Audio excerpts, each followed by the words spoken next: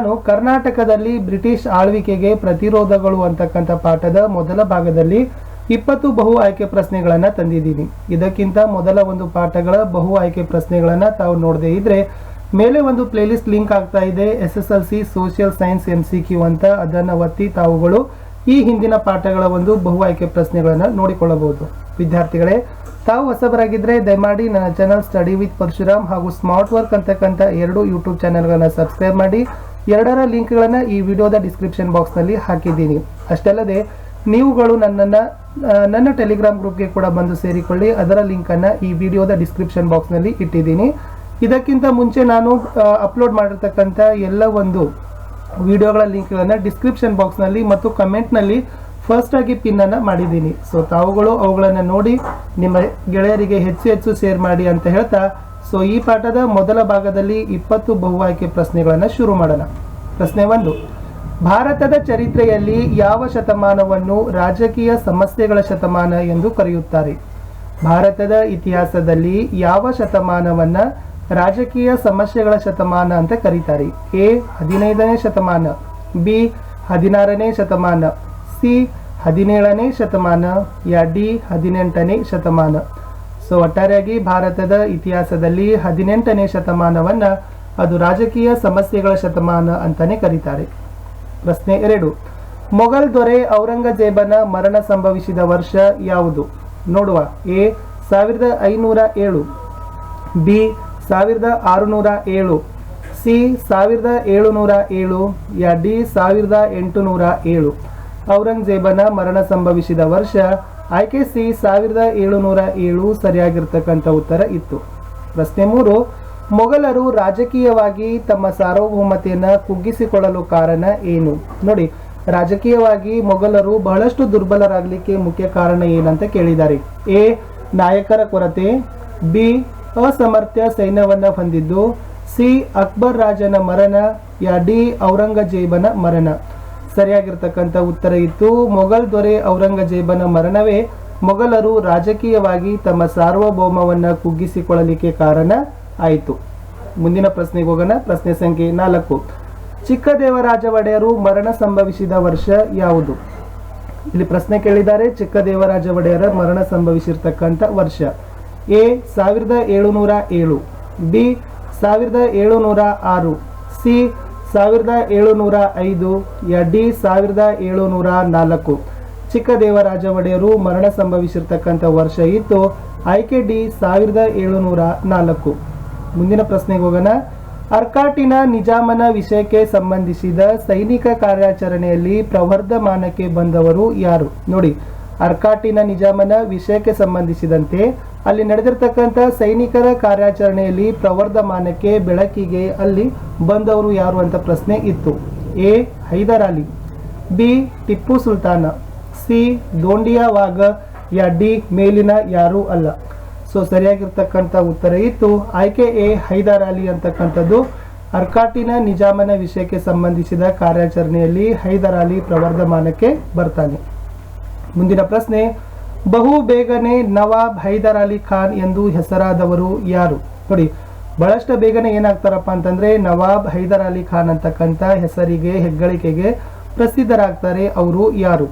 A Hyder Ali, B Tipu Sultan, C Dhondia Wagh, ಯಾ D ಮೇಲಿನ ಯಾರೂ ಅಲ್ಲ. ಸೊ ಬಹಳಷ್ಟು ಬೇಗನೆ ಏನ್ ಮಾಡ್ತಾರಪ್ಪ ಅಂದ್ರೆ ನವಾಬ್ ಹೈದರ್ ಅಲಿ ಖಾನ್ ಅಂತಕ್ಕಂಥ ಹೆಗ್ಗಳಿಕೆಗೆ ಪಾತ್ರರಾಗ್ತಾರೆ. ಆಯ್ಕೆ ಎ ಹೈದರ್ ಅಲಿ ಸರಿಯಾದ ಉತ್ತರ ಇತ್ತು. ಪ್ರಶ್ನೆ 7, ಹೈದರ್ ಅಲಿ ಇವರನ್ನ ಮೂಲೆ ಗುಂಪಾಗಿಸಿ ಅಧಿಕಾರದ ಮೇಲೆ ತನ್ನ ಸ್ವಾಮ್ಯವನ್ನ ಸ್ಥಾಪಿಸಿದ್ದನು. ನೋಡಿ, ಹೈದರ್ ಅಲಿ ಇವರನ್ನ ಮೂಲೆ ಗುಂಪು ಮಾಡ್ತಾನೆ ಮತ್ತು ಅದರ ಅಧಿಕಾರದ ಮೇಲೆ ತನ್ನ ಏಕಸ್ವಾಮ್ಯವನ್ನ ಪ್ರಭುತ್ವವನ್ನ ಸ್ಥಾಪಿಸಿಕೊಳ್ತಾನೆ. ಯಾರು ನೋಡೋಣ. ಎ ಚಿಕ್ಕದೇವರಾಜ ಒಡೆಯರ, ಬಿ ದೇವರಾಜ ಒಡೆಯರ, ಸಿ ಕೃಷ್ಣರಾಜ ಒಡೆಯರ, ಯಾ ಡಿ ರಾಜ ಒಡೆಯರ. ಸರಿ ಉತ್ತರ ಇತ್ತು ಆಯ್ಕೆ ಸಿ ಕೃಷ್ಣರಾಜ ಒಡೆಯರನ್ನ ಮೂಲೆ ಗುಂಪಾಗಿಸಿ ಅವರ ಅಧಿಕಾರದ ಮೇಲೆ ಹೈದರ್ ಅಲಿ ಏಕಸ್ವಾಮ್ಯವನ್ನ ಸ್ಥಾಪಿಸಿಕೊಳ್ತಾನೆ.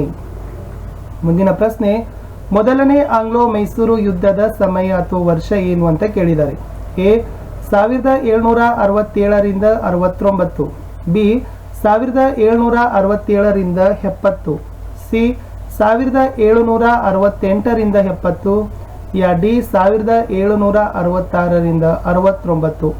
ಮೊದಲ ಆಂಗ್ಲೋ ಮೈಸೂರು ಯುದ್ಧದ ಸಮಯ ಬಂದ್ಬಿಟ್ಟು 1767ರಿಂದ 1769. ಆಯ್ಕೆ ಎ ಅಂತಕ್ಕಂಥದ್ದು ಸರಿ ಇತ್ತು. ಇಟ್ ಮೀನ್ಸ್ 1767ರಲ್ಲಿ ಯುದ್ಧ ಪ್ರಾರಂಭ ಆಯಿತು, 1769ರಲ್ಲಿ ಯುದ್ಧ ಕೊನೆಗಾಣಿತು, ಮೊದಲನೇ ಆಂಗ್ಲೋ ಮೈಸೂರು ಯುದ್ಧ. ಪ್ರಶ್ನೆ 9. ಹೈದರ್ ಅಲಿಯ ವಿರುದ್ಧ ತ್ರಿಕೂಟ ಪಕ್ಷದಲ್ಲಿ ಇವರು ಇಲ್ಲ. ನೋಡಿ, ಹೈದರ್ ಅಲಿಯ ವಿರುದ್ಧ ಬ್ರಿಟಿಷರು ತ್ರಿಕೂಟ ಪಕ್ಷವನ್ನು ಸ್ಥಾಪಿಸ್ತಾರೆ. ಈ ಕೆಳಗಿನ ಆಯ್ಕೆಗಳಲ್ಲಿ ಅವರು ತ್ರಿಕೂಟ ಪಕ್ಷದವರು ಸದಸ್ಯರು ಅಲ್ಲ. ಎ ಬ್ರಿಟಿಷರು, ಬಿ ಮರಾಠರು, ಸಿ ಔದರು, ಯಾ ಡಿ ನಿಜಾಮರು. ಹೈದರ್ ಅಲಿ ವಿರುದ್ಧ ಬ್ರಿಟಿಷರು ಒಂದು ತ್ರಿಕೂಟ ಪಕ್ಷವನ್ನು ಸ್ಥಾಪಿಸ್ತಾರೆ. ಆ ತ್ರಿಕೂಟ ಪಕ್ಷದಲ್ಲಿ ಕೇವಲ ಬ್ರಿಟಿಷರು, ಮರಾಠರು, ನಿಜಾಮರು ಇರ್ತಾರೆ, ಔದರು ಇರೋದಿಲ್ಲ. ಸೊ ಆಯ್ಕೆ ಸಿ ಔದರು ಅಂತಕ್ಕಂಥದ್ದು ಸರಿ ಉತ್ತರ ಇತ್ತು. ಪ್ರಶ್ನೆ 10. 1767ರಲ್ಲಿ ಹೈದರ್ ಅಲಿ ಮುತ್ತಿಗೆಯನ್ನ ಹಾಕಿದ್ದು ನೋಡುವ. ಎ ಕರ್ನಾಟಕ ಮೇಲೆ, ಬಿ ಮರಾಠರ ಮೇಲೆ, ಸಿ ಅರ್ಕಾಟ್ ಮೇಲೆ, ಯಾ ಡಿ ನಿಜಾಮರ ಮೇಲೆ. ಹೈದರ್ ಅಲಿ 1767ರಲ್ಲಿ ಮುತ್ತಿಗೆಯನ್ನ ಹಾಕ್ತಾನೆ. ಅದು ಆಯ್ಕೆ ಸಿ ಅರ್ಕಾಟ್ ಅಂತಕ್ಕಂಥದ್ದು ಸರಿಯಾದ ಉತ್ತರ ಆಗಿತ್ತು. ಪ್ರಶ್ನೆ 11. ಮೊದಲನೇ ಆಂಗ್ಲೋ ಮೈಸೂರು ಯುದ್ಧ ಈ ಒಪ್ಪಂದದ ಮೂಲಕ ಕೊನೆಯಾಯಿತು. ಸೊ ಏನಾಗ್ತದಪ್ಪ ಅಂತಂದ್ರೆ ಯುದ್ಧದ ಕೊನೆಯಲ್ಲಿ ಒಂದು ಒಪ್ಪಂದ ಆಗತ್ತೆ. ಆ ಒಪ್ಪಂದದಲ್ಲಿ ಏನಾಗ್ತದಪ್ಪ ಅಂತಂದ್ರೆ ಈ ಯುದ್ಧವನ್ನು ಕೊನೆಗಾಣಿಸ್ತಾರೆ. ಹಾಗಾದ್ರೆ ಅದು ಯಾವ ಒಪ್ಪಂದ ಅಂತ ಪ್ರಶ್ನೆ ಇತ್ತು. ಎ ಕರ್ನಾಟಕ ಒಪ್ಪಂದ, ಬಿ ಮುಂಬೈ ಒಪ್ಪಂದ, ಸಿ ಅರ್ಕಾಟ್ ಒಪ್ಪಂದ, ಯಾ ಡಿ ಮದ್ರಾಸ್ ಒಪ್ಪಂದ. ಸೊ ಏನಾಗ್ತದಪ್ಪ ಅಂದ್ರೆ ಮೊದಲ ಆಂಗ್ಲೋ ಮೈಸೂರು ಯುದ್ಧ ಮದ್ರಾಸ್ ಒಪ್ಪಂದದ ಮೂಲಕ ಏನಾಗ್ತದಪ್ಪ ಅಂದ್ರೆ ಕೊನೆಗಾಣ್ತದ. ಆಯ್ಕೆ ಡಿ ಮದ್ರಾಸ್ ಒಪ್ಪಂದ ಸರಿ ಉತ್ತರ ಇತ್ತು. ಪ್ರಶ್ನೆ 12ಕ್ಕೆ ಹೋಗೋಣ. ಎರಡನೇ ಆಂಗ್ಲೋ ಮೈಸೂರು ಯುದ್ಧದ ಸಮಯವನ್ನು ಕೇಳಿದ್ದಾರೆ ನೋಡುವ. ಎ 1780ರಿಂದ 83, ಬಿ 1780ರಿಂದ 82, ಸಿ 1779ರಿಂದ 82, ಯಾ ಡಿ 1780ರಿಂದ 84. ಎರಡನೇ ಆಂಗ್ಲೋ ಮೈಸೂರು ಯುದ್ಧದ ಸಮಯ ಬಂದ್ಬಿಟ್ಟು ಆಯ್ಕೆ ಡಿ 1780ರಿಂದ 84. ಅಂದ್ರೆ ಎರಡನೇ ಆಂಗ್ಲೋ ಮೈಸೂರು ಯುದ್ಧ 1780ರಲ್ಲಿ ಆರಂಭ ಆಗತ್ತೆ, ಆಮೇಲೆ 1784ರಲ್ಲಿ ಕೊನೆ ಆಗ್ತದೆ. ಸೊ ಆಯ್ಕೆ ಡಿ ಸರಿಯಾಗಿರ್ತಕ್ಕಂಥ ಉತ್ತರ ಇತ್ತು. ಮುಂದಿನ ಪ್ರಶ್ನೆಗೆ ಹೋಗೋಣ. ಪ್ರಶ್ನೆ ಸಂಖ್ಯೆ 13 ಇದೆ. ಎರಡನೇ ಆಂಗ್ಲೋ ಮೈಸೂರು ಯುದ್ಧಕ್ಕೆ ಈ ರಾಜ್ಯಗಳ ರಾಜಕೀಯ ಸನ್ನಿವೇಶ ಮುಖ್ಯ ಕಾರಣವಾಗಿದೆ. ಸೊ ಎರಡನೇ ಆಂಗ್ಲೋ ಮೈಸೂರು ಯುದ್ಧ ನಡಿಬೇಕಾದ್ರೆ ಈ ರಾಜ್ಯಗಳಲ್ಲಿ ಕೆಲವೊಂದಿಷ್ಟು ರಾಜಕೀಯ ಸನ್ನಿವೇಶ ಘಟನೆಗಳು ಏನಾಯ್ತಪ್ಪ ಅಂದ್ರೆ ಕಾರಣ ಆಯ್ತು. A Travancore, B Thanjavur, C ಮೇಲಿನ 2, ಯಾ ಡಿ ಮೇಲಿನ ಯಾವುದೂ ಅಲ್ಲ. ಸೊ ನೆನಪಿಟ್ಕೊಡ್ರಿ. ಸೊ ಮೇಲಿನ 2 ಅಂದ್ರೆ ತಿರುವಾಂಕೂರು ಮತ್ತು ತಂಜಾವೂರು ರಾಜ್ಯಗಳಲ್ಲಿರ್ತಕ್ಕಂಥ ರಾಜಕೀಯ ಸನ್ನಿವೇಶ ಎರಡನೇ ಆಂಗ್ಲೋ ಮೈಸೂರು ಯುದ್ಧಕ್ಕೆ ಕಾರಣ ಆಗಿ ಪರಿಣಮಿಸಿತು. ಪ್ರಶ್ನೆ 14. ಎರಡನೇ ಆಂಗ್ಲೋ ಮೈಸೂರು ಯುದ್ಧದಲ್ಲಿ ಮರಾಠರ ಸೈನ್ಯವನ್ನ ಮುನ್ನಡೆಸಿದವರು ಯಾರು? ಎರಡನೇ ಆಂಗ್ಲೋ ಮೈಸೂರು ಯುದ್ಧ ನಡೀತದ. ಈ ಒಂದು ಯುದ್ಧದಲ್ಲಿ ಮರಾಠರ ಸೈನ್ಯವನ್ನ ಯಾರು ನೇತೃತ್ವವನ್ನು ವಹಿಸಿಕೊಂಡಿರ್ತಾರೆ? A Ramaraya, B Shivaraya, C Madhavaraya, ಯಾ ಡಿ ವಿಷ್ಣುರಾಯ. ಸೊ ಆಯ್ಕೆ ಸಿ ಮಾಧವರಾಯ ಅಂತಕ್ಕಂಥದ್ದು ಸರಿಯಾದ ಉತ್ತರ ಇತ್ತು. ಈ ಮಾಧವರಾಯ ಏನ್ ಮಾಡ್ತಾನಪ್ಪ ಅಂದ್ರೆ ಎರಡನೇ ಆಂಗ್ಲೋ ಮೈಸೂರು ಯುದ್ಧದಲ್ಲಿ ಮರಾಠರ ಸೈನ್ಯವನ್ನ ಮುನ್ನಡೆಸಿಕೊಂಡು ಹೋಗ್ತಾನೆ. ಪ್ರಶ್ನೆ 15. ಬ್ರಿಟಿಷರು ಈ ಪ್ರಾಂತ್ಯ ವಶಪಡಿಸಿಕೊಂಡಿದ್ದು ಎರಡನೇ ಆಂಗ್ಲೋ ಮೈಸೂರು ಯುದ್ಧಕ್ಕೆ ಕಾರಣವಾಯಿತು. ಬ್ರಿಟಿಷರು ಯಾವ ಪ್ರಾಂತ್ಯವನ್ನ ವಶಪಡಿಸಿಕೊಳ್ತಾರೆ ಅದುವೇ ಏನಾಗ್ತದಪ್ಪ ಅಂದ್ರೆ ಎರಡನೇ ಆಂಗ್ಲೋ ಮೈಸೂರು ಯುದ್ಧಕ್ಕೆ ಒಂದು ಕಾರಣವಾಗಿ ಪರಿಗಣನೆ ಆಗ್ತದ. A Travancore, B Thanjavur, C Mahe, ಯಾ ಡಿ ಅರ್ಕಾಟ್. ಸೊ ಏನದಪ್ಪ ಅಂದ್ರೆ ಮಾಹೆ ಅಂತಕ್ಕಂಥ ಪ್ರಾಂತ್ಯವನ್ನ ಬ್ರಿಟಿಷರು ವಶಪಡಿಸಿಕೊಳ್ತಾರೆ. ಇದು ಕೂಡ ಏನಾಗ್ತದಪ್ಪ ಅಂದ್ರೆ ಎರಡನೇ ಆಂಗ್ಲೋ ಮೈಸೂರು ಯುದ್ಧಕ್ಕೆ ಕಾರಣ ಆಗ್ತದೆ. ಪ್ರಶ್ನೆ 16. ಎರಡನೇ ಆಂಗ್ಲೋ ಮೈಸೂರು ಯುದ್ಧದಲ್ಲಿ ಬ್ರಿಟಿಷ್ ಸೈನ್ಯದ ನೇತೃತ್ವವನ್ನ ವಹಿಸಿದ್ದವರು ಯಾರು? ಎರಡನೇ ಆಂಗ್ಲೋ ಮೈಸೂರು ಯುದ್ಧ ನಡೀತದಲ್ಲ, ಇಲ್ಲಿ ಬ್ರಿಟಿಷ್ ಸೈನ್ಯದ ಒಂದು ನೇತೃತ್ವವನ್ನ ನಾಯಕತ್ವವನ್ನ ಯಾರು ವಹಿಸಿಕೊಂಡಿರ್ತಾರೆ? A Meadows, B Sir Eyre Coote, C ನಾರ್ಲ್ಸ್, ಯಾ ಡಿ ಮೆಕವಲ್ಲಿ. ಸೊ ಎರಡನೇ ಆಂಗ್ಲೋ ಮೈಸೂರು ಯುದ್ಧದಲ್ಲಿ ಬ್ರಿಟಿಷ್ ಸೈನ್ಯದ ನಾಯಕತ್ವವನ್ನು ವಹಿಸಿಕೊಂಡಿದ್ದವ ಆಯ್ಕೆ ಬಿ ಸರ್ ಐರ್ಕೂಟ್ ಅಂತಕ್ಕಂಥದ್ದು ಸರಿ ಇತ್ತು. ಪ್ರಶ್ನೆ 17. ಎರಡನೇ ಆಂಗ್ಲೋ ಮೈಸೂರು ಯುದ್ಧ ಈ ಒಪ್ಪಂದದ ಮೂಲಕ ಕೊನೆಯಾಯಿತು. ನೋಡುವ ಆಯ್ಕೆಗಳು. A Madras, B Mangalore, C Arcot, yeah D Karnataka. ಎರಡನೇ ಆಂಗ್ಲೋ ಮೈಸೂರು ಯುದ್ಧ ಏನಾಗ್ತದಪ್ಪ ಅಂದ್ರೆ ಅದು ಮಂಗಳೂರು ಒಪ್ಪಂದದ ಮೂಲಕ ಕೊನೆಯಾಗ್ತದೆ. ಇದು ಇತ್ತು. ಮುಂದಿನ ಪ್ರಶ್ನೆ, ಮಂಗಳೂರು ಒಪ್ಪಂದ ನಡೆದ ವರ್ಷ ಯಾವುದು? ಈ ಎರಡನೇ ಆಂಗ್ಲೋ ಮೈಸೂರು ಯುದ್ಧ ಮಂಗಳೂರು ಒಪ್ಪಂದದ ಮೂಲಕ ಕೊನೆಗಾಗ್ತದ. ಹಾಗಾದ್ರೆ ಈ ಮಂಗಳೂರು ಒಪ್ಪಂದ ಯಾವ ವರ್ಷ ನಡೆಯಿತು? A 1748, B 1774, C 1784, yeah D 1783. ಸರಿ ಉತ್ತರ ಇತ್ತು ಆಯ್ಕೆ ಸಿ 1784. ಇದು ಮಂಗಳೂರು ಒಪ್ಪಂದ ನಡೆದಿರ್ತಕ್ಕಂಥ ವರ್ಷ ಆಗಿದೆ. ಪ್ರಶ್ನೆ 19, ಬ್ರಿಟಿಷರು ತಮ್ಮ ಪರಮ ವೈರಿಗಳು ಇವರನ್ನು ಭಾರತದಿಂದ ಓಡಿಸುವುದು ತಮ್ಮ ಆದ್ಯ ಕರ್ತವ್ಯ ಎಂದು ತಿಳಿದಿದ್ದವನು ಯಾರು? ನೋಡಿ, ಬ್ರಿಟಿಷರು ತಮ್ಮ ಪರಮ ವೈರಿಗಳು ಇವರನ್ನ ಭಾರತದಿಂದ ಓಡಿಸೋದೇ ನನ್ನ ಕೆಲಸ ಅಂತಕ್ಕಂಥ ತಿಳಿದುಕೊಂಡಿದ್ದವನು ಯಾರು?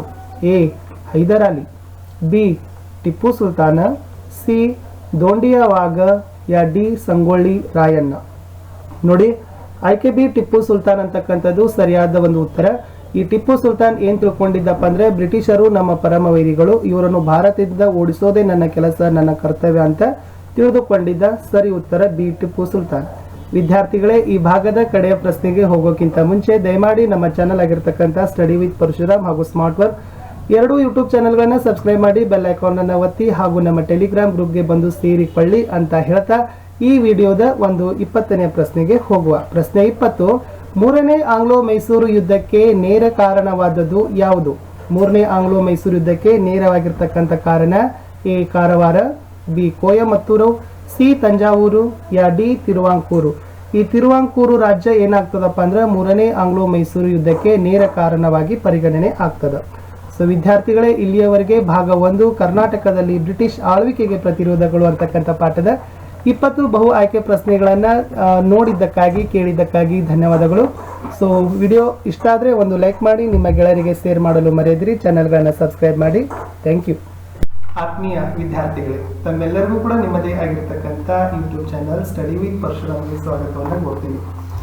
ಸೊ ನಾನು ಪರಶುರಾಮ್. ಈ ದಿನ ನಾನು 10ನೇ ತರಗತಿಯ ಸಮಾಜ ವಿಜ್ಞಾನ ಭಾಗ 1ರ ಪಠ್ಯ ಪುಸ್ತಕದಲ್ಲಿ ಬಹು ಆಯ್ಕೆ ಪ್ರಶ್ನೆಗಳ ಸರಣಿಗಳನ್ನು ನೋಡ್ತಾ ಇದ್ದೀವಿ.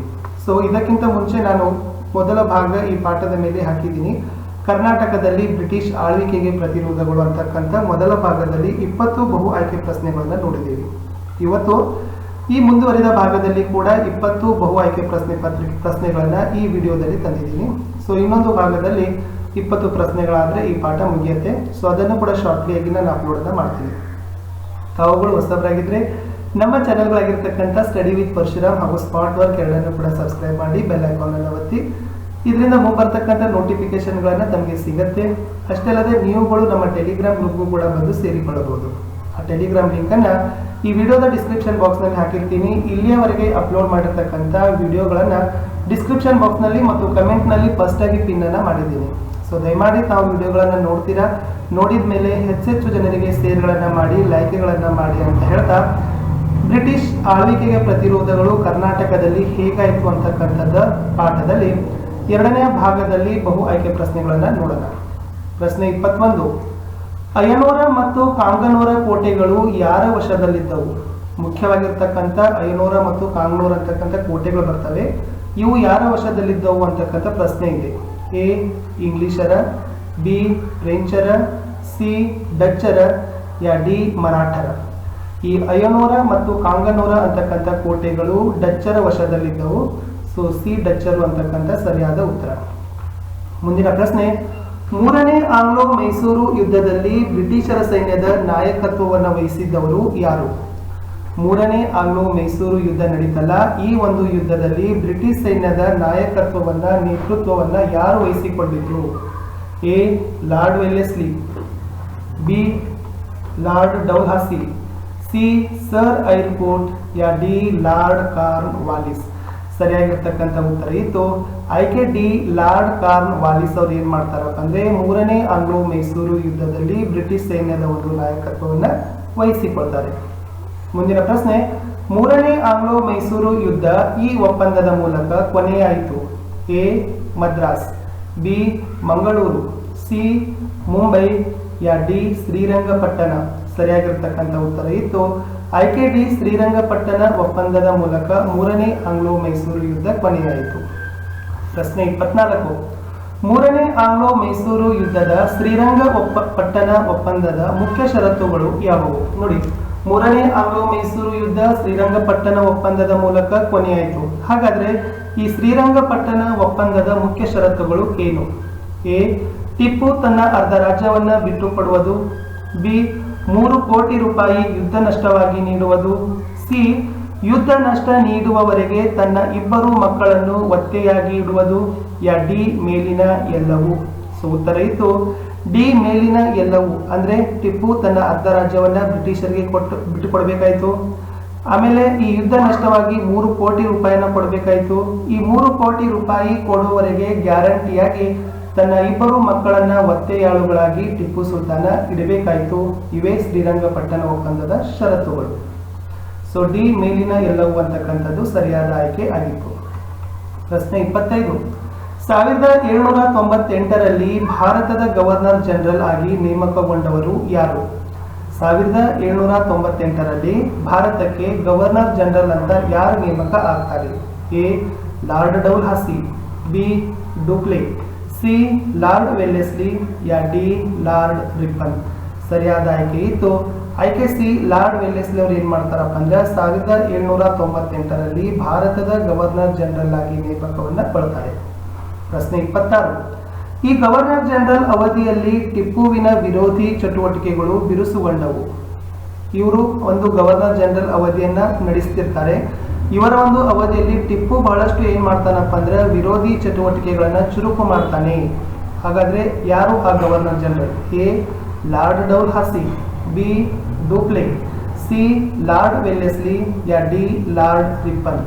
ಸರಿಯಾಗಿರ್ತಕ್ಕಂಥ ಉತ್ತರ ಇತ್ತು ಆಯ್ಕೆ ಸಿ. ಲಾರ್ಡ್ ವೆಲ್ಲೆಸ್ಲಿ ಸಮಯದಲ್ಲಿ ಟಿಪ್ಪು ಏನ್ ಮಾಡ್ತಾನಪ್ಪ ಅಂದ್ರೆ ಬಹಳಷ್ಟು ವಿರೋಧಿ ಚಟುವಟಿಕೆಗಳನ್ನ ಚುರುಕು ಮಾಡ್ತಾನೆ. ಪ್ರಶ್ನೆ 27. 4ನೇ ಆಂಗ್ಲೋ ಮೈಸೂರು ಯುದ್ಧ ಆರಂಭದ ವರ್ಷ ಯಾವುದು? ಹಾಗಾದ್ರೆ ಯಾವ ವರ್ಷದಲ್ಲಿ 4ನೇ ಆಂಗ್ಲೋ ಮೈಸೂರು ಯುದ್ಧ ಆರಂಭ ಆಯಿತು? ಎ. 1799. ಬಿ. 1798. ಸಿ. 1797. ಡಿ. 1796. ಸರಿಯಾಗಿರ್ತಕ್ಕಂಥ ಉತ್ತರ ಇತ್ತು ಆಯ್ಕೆ ಎ. 1799 4ನೇ ಆಂಗ್ಲೋ ಮೈಸೂರು ಯುದ್ಧ ಆರಂಭ ಆಯಿತು. ಪ್ರಶ್ನೆ 28. ಸಶಸ್ತ್ರ ಬಂಡಾಯದಲ್ಲಿ ಪ್ರಮುಖ ನಾಯಕತ್ವವನ್ನ ವಹಿಸಿದ್ದವರು ಯಾರು? ಸಶಸ್ತ್ರ ಬಂಡಾಯ ಬ್ರಿಟಿಷರ ವಿರುದ್ಧ ನಡೆಯುತ್ತೆ. ಇದರಲ್ಲಿ ಪ್ರಮುಖವಾಗಿ ನಾಯಕತ್ವದ ಪಾತ್ರವನ್ನ ಯಾರು ವಹಿಸಿಕೊಂಡಿದ್ದರು? A. Haidar Ali. B. Tipu Sultan. C. Dhondia Wagh. ಯಾ ಡಿ ಮೇಲಿನ ಎಲ್ಲರೂ ಅಂತ ಇದೆ. ಸೊ ಉತ್ತರ ಇತ್ತು ಆಯ್ಕೆ ಸಿ. ದೋಂಡಿಯಾ ವಾಘ ಸಶಸ್ತ್ರ ಬಂಡಾಯದಲ್ಲಿ ಮುಖ್ಯವಾಗಿ ನಾಯಕತ್ವದ ಪಾತ್ರವನ್ನ ವಹಿಸಿಕೊಳ್ತಾನೆ. ಮುಂದಿನ ಪ್ರಶ್ನೆ. ದೋಂಡಿಯಾ ಯಾವ ಮರಾಠ ಕುಟುಂಬದಲ್ಲಿ ಜನಿಸಿದ್ದನು? ಹಾಗಾದ್ರೆ ದೋಂಡಿಯಾ ವಾಘನ ಒಂದು ಮರಾಠ ಕುಟುಂಬದಲ್ಲಿ ಜನನ ಆಗ್ತದ. ಅದು ಯಾವ ಮರಾಠ ಕುಟುಂಬ ಅಂತ ಕೇಳಿದ್ದಾರೆ. A. Pune. B. Satara. C. Channagiri. ಯಾ ಡಿ ಸಾತ್ಪುರ. ಸೊ ದೋಂಡಿಯಾ ವಾಘ ಏನ್ ಮಾಡ್ತಾನಪ್ಪ ಅಂದ್ರೆ ಚನ್ನಗಿರಿಯ ಮರಾಠ ಕುಟುಂಬದಲ್ಲಿ ಜನನವನ್ನ ಹೊಂದುತ್ತಾನೆ. ಸೊ ಆಯ್ಕೆ ಸಿ. ಚನ್ನಗಿರಿ ಅಂತಕ್ಕಂಥದ್ದು ಸರಿಯಾದ ಉತ್ತರ ಇತ್ತು. ಪ್ರಶ್ನೆ 30. ಮರಾಠಿ ಭಾಷೆಯಲ್ಲಿ ವಾಘ್ ಎಂದರೇನು? ನೋಡಿ, ಮರಾಠಿ ಭಾಷೆಯಲ್ಲಿ ವಾಘ್ ಅನ್ನ ಯಾವುದಕ್ಕೆ ವಾಘ್ ಅಂತ ಕರೀತಾರೆ? ಎ. ಯುದ್ಧ. ಬಿ. ಹುಲಿ. ಸಿ. ಸಿಂಹ. ಯಾ ಡಿ ಆನೆ. ಮರಾಠಿ ಭಾಷೆಯಲ್ಲಿ ವಾಘ್ ಪದದ ಅರ್ಥ ಏನಪ್ಪಾ ಅಂದ್ರೆ ಆಯ್ಕೆ ಬಿ. ಹುಲಿ ಅಂತಕ್ಕಂಥದ್ದು ಸರಿಯಾದ ಉತ್ತರ ಆಗಿತ್ತು. ಮುಂದಿನ ಪ್ರಶ್ನೆಗೆ ಹೋಗೋಣ. ಪ್ರಶ್ನೆ ಸಂಖ್ಯೆ 31.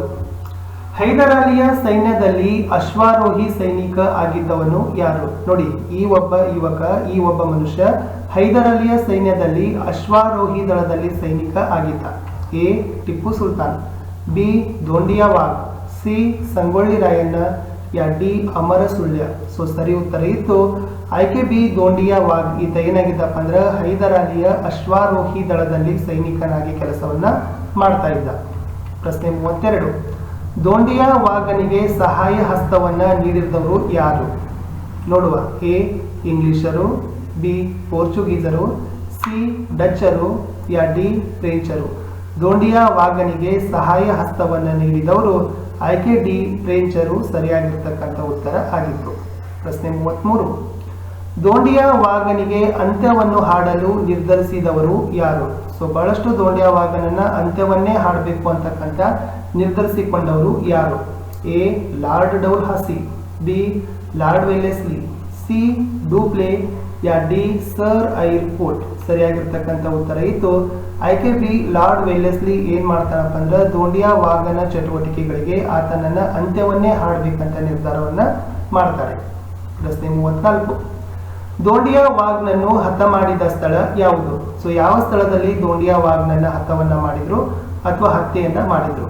A Yapalaparvi, B Konagal, C Mahe, ಯಾ ಡಿ ಹರಿಹರ. ನೋಡಿ ಕೋನ್ಗಲ್ ಅಲ್ಲಿ ಏನ್ ಮಾಡ್ತಾರಪ್ಪ ಅಂದ್ರೆ ದೋಂಡಿಯಾವಾಗ್ನನ್ನ ಹತ ಮಾಡ್ತಾರೆ. ಸೊ ಅದುವೇ ಆತನನ್ನ ಹತ್ಯೆಗೊಂಡಿರ್ತಕ್ಕಂಥ ಸ್ಥಳ ಆಯ್ಕೆ B ಕೋನ್ಗಲ್.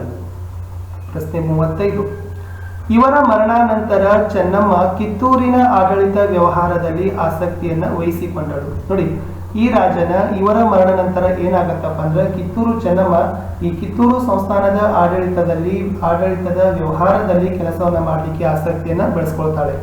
A Mallasarja, B Shivalinga Rudra, C Sangolli Rayanna, D Shivalingappa. ಸರಿಯಾಗಿರ್ತಕ್ಕಂಥ ಉತ್ತರ ಇತ್ತು ಮಲ್ಲಸರ್ಜನ ಮರಣ ಆಗ್ತದ. ಆ ಮರಣ ಆದ ನಂತರ ಕಿತ್ತೂರು ಸಂಸ್ಥಾನದ ಆಡಳಿತ ವ್ಯವಹಾರದಲ್ಲಿ ಕಿತ್ತೂರು ಚೆನ್ನಮ್ಮ ಆಸಕ್ತಿಯನ್ನ ವಹಿಸಿಕೊಳ್ತಾಳೆ. ಪ್ರಶ್ನೆ 36, ಇವರ ಮರಣಾನಂತರ ಚೆನ್ನಮ್ಮ ದತ್ತು ತೆಗೆದುಕೊಂಡಳು. ಹಾಗಾದ್ರೆ ಯಾರ ಮರಣ ನಂತರ ಸೊ ಚೆನ್ನಮ್ಮ ಒಂದು ಮಗುವನ್ನ ದತ್ತು ತೆಗೆದುಕೊಳ್ತಾಳೆ? ನೋಡುವ.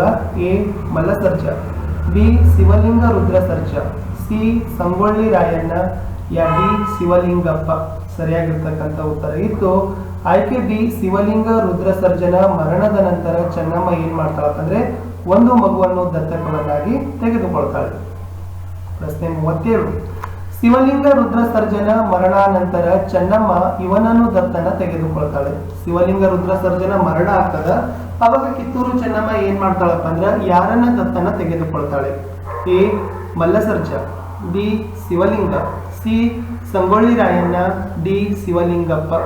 ಸೊ ಶಿವಲಿಂಗ ರುದ್ರ ಸರ್ಜನದ ಮರಣದ ನಂತರ ಚೆನ್ನಮ್ಮ ಏನ್ ಮಾಡ್ತಾಳಪ್ಪ ಅಂದ್ರೆ ಶಿವಲಿಂಗಪ್ಪನನ್ನ ದತ್ತನ ತೆಗೆದುಕೊಳ್ತಾಳೆ. ಸೊ ಆಯ್ಕೆ ಡಿ ಶಿವಲಿಂಗಪ್ಪ ಅಂತಕ್ಕಂಥದ್ದು ಸರಿಯಾದ ಉತ್ತರ ಆಗಿತ್ತು. ಪ್ರಶ್ನೆ 38, ಧಾರವಾಡದ ಕಲೆಕ್ಟರ್ ಹಾಗೂ ಏಜೆಂಟರ್ ಆಗಿದ್ದವರು ಯಾರು? ಸೊ ಆಗಿನ ಸಂದರ್ಭದಲ್ಲಿ ಸೊ ಕಿತ್ತೂರು ಸಂಸ್ಥಾನ ನಡೀತಿತ್ತಲ್ಲ, ಸೊ ಆವಾಗಿನ ಸಂದರ್ಭದಲ್ಲಿ ಯಾರು ಧಾರವಾಡದ ಕಲೆಕ್ಟರ್ ಮತ್ತು ಏಜೆಂಟರು ಆಗಿದ್ದರು? A Mallasarja, B Shivalinga, C Colonel Deek, ಯಾ ಡಿ ಥ್ಯಾಕರೆ. ಸೊ ಆಗಿನ ಸಂದರ್ಭದಲ್ಲಿ ಕಿತ್ತೂರು ಸಂಸ್ಥಾನದಲ್ಲಿ ಇತ್ತಲ್ಲ ಕಿತ್ತೂರು ಚೆನ್ನಮ್ಮನ ಆಡಳಿತದ ಅವಧಿಯಲ್ಲಿ ಸೊ ಥ್ಯಾಕರೆ ಏನಾಗಿದ್ದಪ್ಪ ಅಂದ್ರೆ ಧಾರವಾಡದ ಕಲೆಕ್ಟರ್ ಆಗಿದ್ದ, ಜೊತೆಗೆ ಏಜೆಂಟ್ ಅನ್ನು ಕೂಡ ಆಗಿದ್ದ. ಸೊ ಆಯ್ಕೆ ಡಿ ಥ್ಯಾಕರೆ ಅಂತಕ್ಕಂಥದ್ದು ಸರಿಯಾದ ಉತ್ತರ ಆಗಿತ್ತು. ಪ್ರಶ್ನೆ 39, ಕಿತ್ತೂರು ಮತ್ತು ಬ್ರಿಟಿಷರ ಮಧ್ಯೆ ಯುದ್ಧದಲ್ಲಿ ಗುಂಡೇಟಿಗೆ ಬಲಿಯಾದವರು ಯಾರು? ನೋಡಿ ಕಿತ್ತೂರು ಮತ್ತು ಬ್ರಿಟಿಷರ ಮಧ್ಯೆ ಯುದ್ಧ ನಡೀತದೆ. ಈ ಯುದ್ಧದಲ್ಲಿ ಗುಂಡೇಟಿಗೆ ಯಾರು ಬಲಿಯಾಗ್ತಾರೆ? A Mallasarja, B Shivalinga, C Colonel Deek, ಯಾ ಡಿ ಥ್ಯಾಕರೆ. ಕಿತ್ತೂರು ಮತ್ತು ಬ್ರಿಟಿಷರ ಮಧ್ಯೆ ನಡೆದಂತ ಯುದ್ಧದಲ್ಲಿ ಥ್ಯಾಕರೆ ಏನಾಗ್ತಾನಪ್ಪ ಅಂದ್ರೆ ಗುಂಡೇಟಿಗೆ ಬಲಿಯನ್ನ ಆಗ್ತಾನೆ. ಈ ಒಂದು ವಿಡಿಯೋದ ಕಡೆಯ ಪ್ರಶ್ನೆಗೆ ಹೋಗೋಕ್ಕಿಂತ ಮುಂಚೆ ವಿದ್ಯಾರ್ಥಿಗಳೇ ದಯಮಾಡಿ ನಮ್ಮ ಚಾನೆಲ್ಗಳಾಗಿರ್ತಕ್ಕಂಥ ಸ್ಟಡಿ ವಿತ್ ಪರಶುರಾಮ್ ಹಾಗೂ ಸ್ಮಾರ್ಟ್ ವರ್ಕ್ ಎರಡನ್ನೂ ಕೂಡ ಸಬ್ಸ್ಕ್ರೈಬ್ ಮಾಡಿ, ಜೊತೆಗೆ ಬೆಲ್ ಐಕಾನ್ ಅನ್ನು ಒತ್ತಿ. ಇದರಿಂದ ಮುಂಬರ್ತಕ್ಕಂಥ ವಿಡಿಯೋಗಳ ನೋಟಿಫಿಕೇಶನ್ ತಮಗೆ ಸಿಗತ್ತೆ. ಅಷ್ಟೇ ಅಲ್ಲದೆ ನೀವುಗಳು ನಮ್ಮ ಟೆಲಿಗ್ರಾಮ್ ಗ್ರೂಪ್ಗೆ ಬಂದು ಸೇರಿಕೊಳ್ಳಿ ಅಂತ ಹೇಳ್ತಾ ಎರಡನೇ ಭಾಗದ ಒಂದು ಮುಂದಿನ ಪ್ರಶ್ನೆ ಹಾಗೂ ಈ ವಿಡಿಯೋದ ಕಡೆಯ ಪ್ರಶ್ನೆ ನೋಡಿ. ಪ್ರಶ್ನೆ 40, ಕಿತ್ತೂರು ಮೇಲೆ ಎರಡನೇ ಬಾರಿಗೆ ಮುತ್ತಿಗೆ ಹಾಕಿದಾಗ ಬ್ರಿಟಿಷರ ನೇತೃತ್ವವನ್ನ ವಹಿಸಿದ್ದವರು ಯಾರು? ಸೊ ಬ್ರಿಟಿಷರು ಕಿತ್ತೂರಿನ ಮೇಲೆ ಎರಡನೇ ಬಾರಿಗೆ ಮುತ್ತಿಗೆಯನ್ನ ಹಾಕ್ತಾರೆ. ಆವಾಗ ಆ ಸೈನ್ಯದ ನೇತೃತ್ವವನ್ನ ನಾಯಕತ್ವವನ್ನ ಯಾರು ವಹಿಸಿಕೊಂಡಿರ್ತಾರೆ? A Mallasarja, B Shivalinga, C Colonel Deek, ಯಾ ಡಿ ಥ್ಯಾಕರೆ. ಸೊ ಎರಡನೇ ಬಾರಿಗೆ ಏನ್ ಮುತ್ತಿಗೆ ಹಾಕ್ತಾರಲ್ಲ ಅವಾಗ ಕರ್ನಲ್ ಡೀಕ್ ಏನ್ ಮಾಡಿರ್ತಾನಪ್ಪ ಅಂದ್ರೆ ಆ ಬ್ರಿಟಿಷ್ ಸೈನ್ಯದ ನೇತೃತ್ವವನ್ನ ವಹಿಸಿಕೊಂಡಿರ್ತಾನೆ. ವಿದ್ಯಾರ್ಥಿಗಳೇ, ಇಲ್ಲಿಯವರೆಗೆ ಕರ್ನಾಟಕದಲ್ಲಿ ಬ್ರಿಟಿಷ್ ಆಳ್ವಿಕೆಗೆ ಪ್ರತಿರೋಧಗಳು ಅಂತಕ್ಕಂಥ ಪಾಠದ ಎರಡನೇ ಭಾಗದಲ್ಲಿ 20 ಬಹು ಆಯ್ಕೆ ಪ್ರಶ್ನೆಗಳನ್ನ ಅಧ್ಯಯನವನ್ನ ಮಾಡಿದ್ದೇವೆ.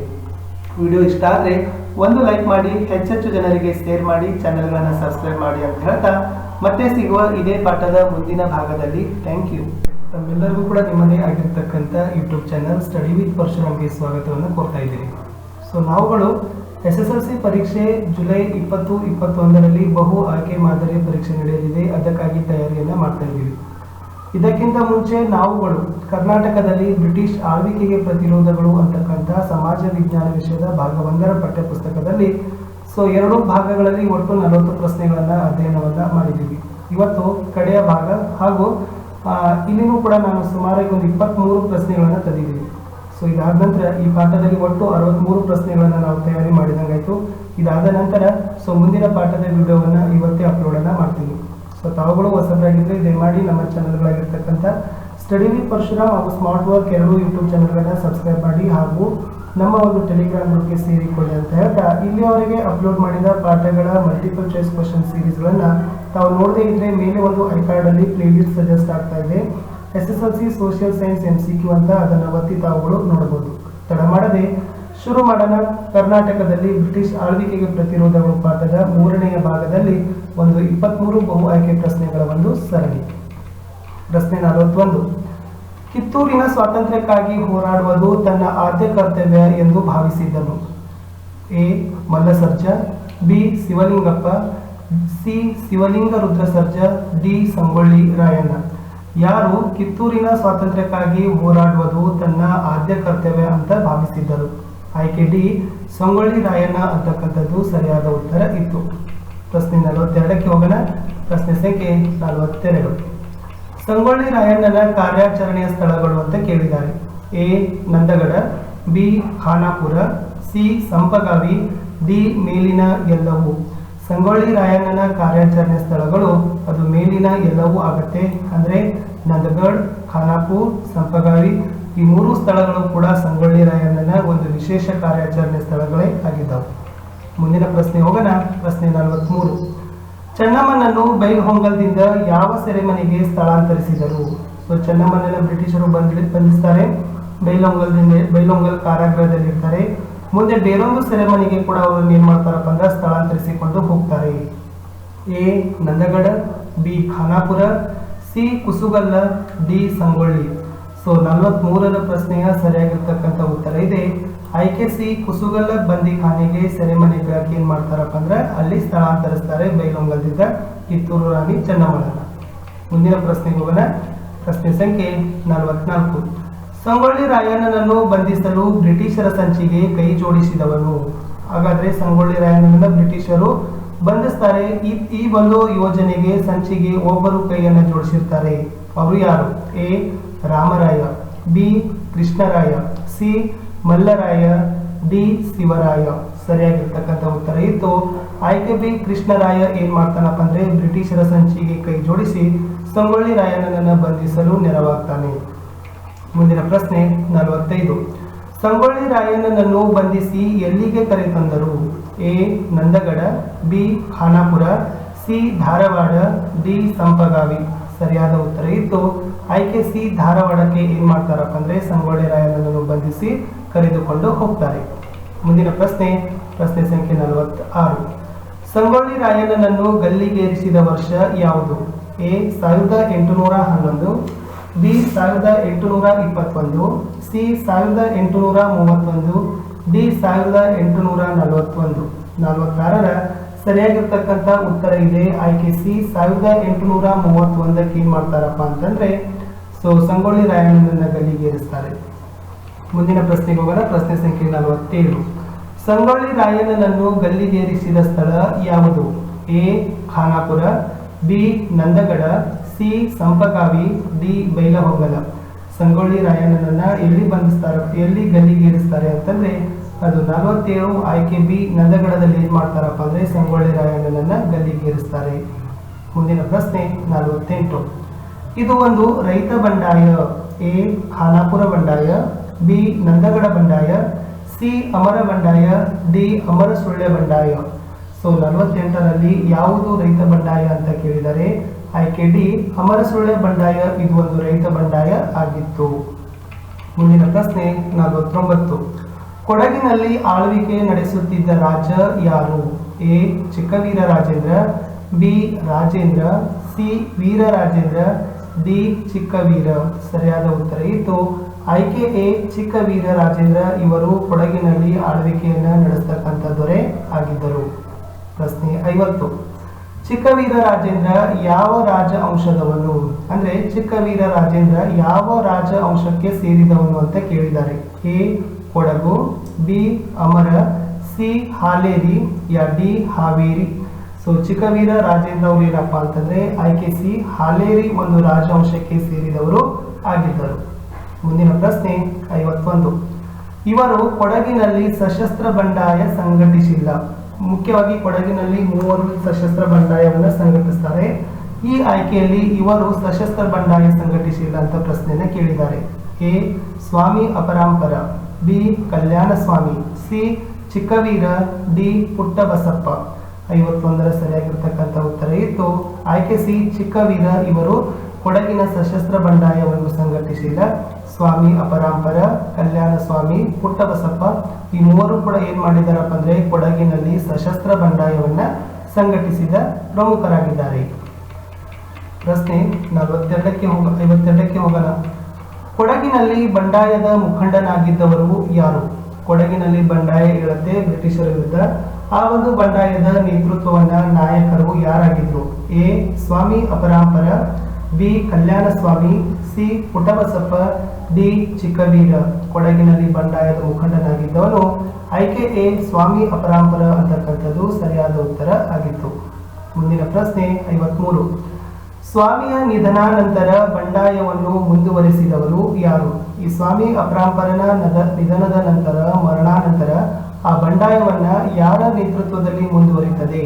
A Kalyana Swami, B Chikkavira, C Puttabasappa, D Amara Sullia.